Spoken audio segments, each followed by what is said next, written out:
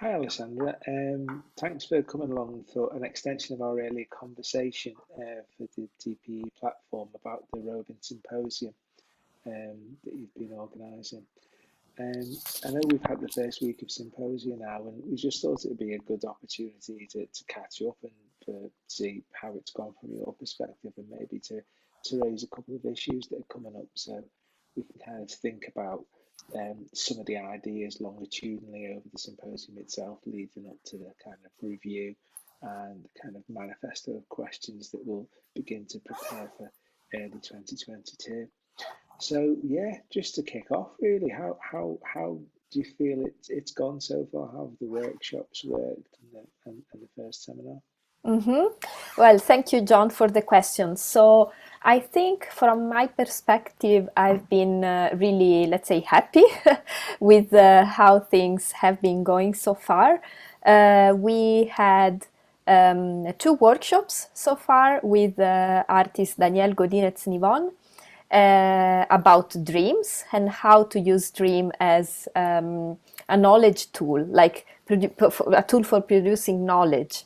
And it was quite interesting because it was such a different way of thinking about, like producing tools, or like try to even think about the idea of dreaming as a way to investigate and to perhaps research reality. So it was quite interesting to experience that. And then we had another workshop which was led by Gemma Medina and myself about the coefficient of art, where we were trying to actually analyze or understand if it would be possible to apply a sort of, let's say, mathematic formula or an algorithm to art.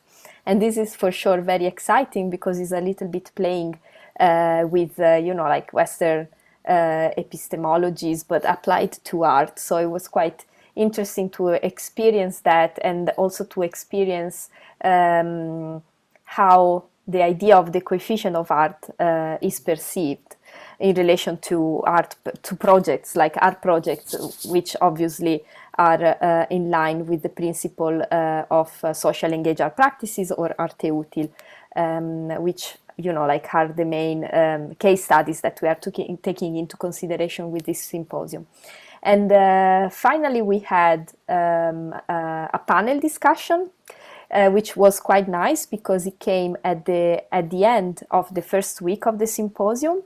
And it was quite interesting that we started from practice, like from the practice of doing workshops, and we concluded with a panel discussion. So somehow with the guests that were Daniel Godinez-Nivon again, Lisa Enis from the Museum Boijmans van Beuningen in Rotterdam, Gabriela Sanger Silva, who is a curator and researcher, that she presented her experience in the context of biennials. Was really interesting to understand from them their perspective. Then they were coming, let's say, from a theoretical approach, but also from a practical approach, because they are all differently engaged with education. So they are also try to research and try to apply the methodologies suggested by socially engaged art practices, but not only in the context of their work as curator of education, perhaps in a museum, or curator of education in the context of a biennial, or as the case of Daniel, being himself both an artist and an educator. So it was quite interesting to like have three very different experiences, but with some like connections that are starting to Yeah, emerge. yeah. Okay. I mean, are there any kind of early key points that are coming up for you in the debates before I ask you what's going to be going on in the next round of the symposium? Yeah, I think it has been quite amazing to see how some keywords or key concepts that we were trying to, like put on the table through the idea of the Roaming Symposium start to emerge, like from the very beginning. So I already mentioned the idea of dreams. That was something that we used a lot for the first workshop, but like the idea of dream not just as a sort of a tool for generating knowledge, but also as an intentional space. And this was quite interesting because somehow it suggests that it is possible to be in an intentional community while we are not conscious of being in an intentional community. So that was already quite interesting because I think it's very much linked with the idea also of imagination or speculation that we are talking about a lot, because it's a symposium in the context of decentralizing political economies. So, of course, the question of speculation and imagination is very much present, not just in the context of the arts, but in the context of economy too. And it's actually what we are taking, or we are starting to recognize as a sort of pattern between the different sessions. And then, of course, we spoke about the idea of what does it mean to create a tool, what is a tool in our context, and how tools can create a toolkit, or perhaps how can we create a toolkit of toolkits, which is which was like a very interesting moment and interesting concept that emerged from one of the workshops. And I think that this idea of the toolkit of toolkits could be linked to another keywords that started to emerge, which is post-scarcity, right? So what does it mean? Of course, now we are in the moment that we are thinking about post-pandemic, even though it's still pretty much present. But what does it mean when we are able, or when we are able, to subtract, let's say, art to the market, for example? So does it mean that it's a condition of post-scarcity? And what does it mean when we try to actually create new tools that we are putting into the world, and what does it do for the economy, for example? Of course, I'm talking about our little economy of our context, like the context of the art. So that was also another concept that came up a lot over the 3 sessions. And then, of course, there was the question of trust and the question of immediate intimacy, that this moment of gathering together and talking about how to produce tools and sharing practices are generating, right? So this, for example, was something that was very powerful, because after we understood that through the workshops we were creating this moment of immediate intimacy, we decided to change a little bit the format of documentation or dispersion of the moment of the workshop. So, for example, we decided not to publish just the recording of the workshop, because somehow it was it was kind of quite going against what we wanted to create with this idea of intimacy and trust. So we rather decided to transform the moment of the workshop in a generative space to actually create a tool, or perhaps like a set of questions, of a set of keywords that could like be addressed also on a later stage. So this was very interesting, because actually while we were doing the activity, we also decided the format that we would like to use in order to share and disperse these kind of moments that we spent together. So that was also an interesting moment to think about. Yeah. I mean, myself, I've found the conversations really helpful in terms of clarifying some of the the kind of the more granular and detailed issues about looking at something as broad as the concept of decentralizing political economies, but using it as a way in which we can begin to reimagine how art, museums, and culture kind of might work. And one of the things that I got from Daniel Godinez Navon's workshop was the idea that we shared when we were asked to dream together of something that's actually kind of quite obvious in some senses, that maybe some of the, maybe not the answers, but some of the toolkits for kind of dissolving our overbearing relationships to the current condition of capital actually lie before capitalism as we know it. You know, reimagining that moment when we began to tell ourselves that this is all there's ever been and this is all that there can ever be. And those moments of kind of sharing together, and also kind of terms like Tequio, that those non-Western terms. The term Tequio seems to be a kind of a beautiful reminder that there's other ways of imagining a term that denotes a kind of a collective responsibility to give freely of your time to help the community. Just remembering that there are those kind of socially produced ideas, I think was kind of very, very powerful.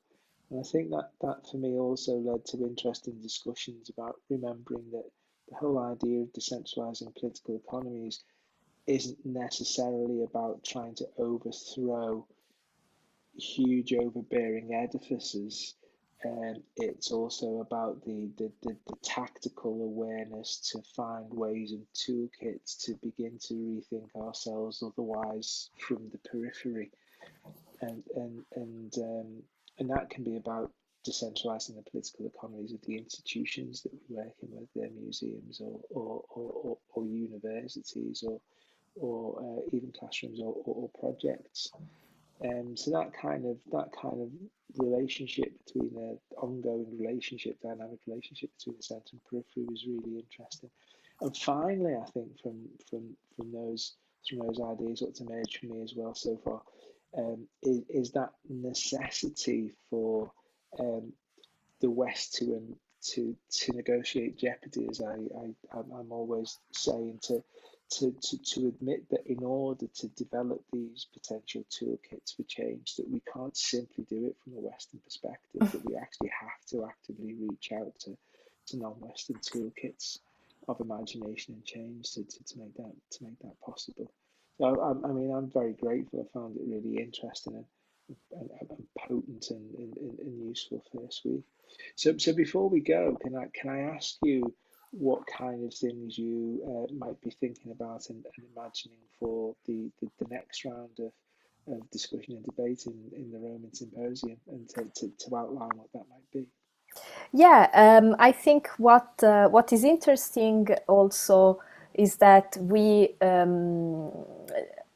also discussed a lot about power in the first week. So power of assembly, for example, or power of narrative, power of storytelling, etc., etc. So I think for next week, it's going to be interesting to actually, like talk more about the power that we might create through sharing through sharing tools and through sharing all these practices. So we are going to have again one session in the morning, which is going to be a workshop led by Owen Griffith and Joe Marsh, who is the artistic director of dpe, where we're going to, together with them, we are going to investigate the notion of dig where you stand and take it to market, which is a nice combination of their two different concepts that we are trying to put to explore together in the same time in the 3 hours of the workshop that we are going to use. And then in the afternoon we are gonna have a panel discussion, which is actually analyzing the idea of decentralizing political economies as this platform where we are talking and activating through the symposium, but also the idea itself of decentralizing political economy as a hacking strategy. And the panel, I think, is going to be interesting because again, we try to put together in the same conversation people that are coming from also different, like fields, but also different experiences. For example, we're going to have Kuba Sreder, who is a researcher and a professor at the University in Warsaw, in Poland, and he has been quite active in researching about labor and the condition of economic condition or precarious economic condition of art workers, but not only. And so it's going to be interesting to understand from him which strategies art workers are putting into place against censorship, for example, or against precarity. So I think that's going to be a very interesting perspective. And then we are going to have Manolo Callahan and Annie Paradise from the Center for Convivial Research and Autonomy, which is a nomadic organization which exists in the moment that they gather together, even though they are based in San Francisco, but it's like really a rhizomatic organization that includes many other researchers and theorists from all over the world. And for them, I think the urgency is quite present because they are talking about very urgent and like pressing matters such as police brutality in the States, but also the rights to the city, and they are pretty much inspired by the Zapatismo and Zapatista principles, and they are trying to understand how to apply this way of working, again, in a decentralized way, but to actually implement some tools in their very own context. So I think that their perspective it's going to be very relevant in the context of the symposium. And finally, we will have Sarah Lowell, who is the cultural lead, or like the leader of the cultural sector of the Liverpool City Region Combined Authority, where she's going to talk about some project from the city's perspective. So this is quite interesting because we are going to have also the perspective of another kind of institution, which is not an art institution, but of course it's, try to use the tools of the arts in order to implement the cultural policies within the city and the region. And then lastly, it's going to be me again in the panel, where I'm going to share my work as infiltrator in both the museums and universities. So I'm quite looking forward to next Friday, because I think that is going to be a nice moment to also perhaps touch some topics that we already discussed previously. Okay, yeah, that's great. I mean, I know I'm going to be there as well, so I'm really looking forward to it. And armed with the questions and the ideas that have come out in the first week, I think it's going to kind of continue to build into a really fruitful resource that we can use and turn into toolkit. So thanks for that, Alessandra, and speak soon. Thank you, John. Speak very soon.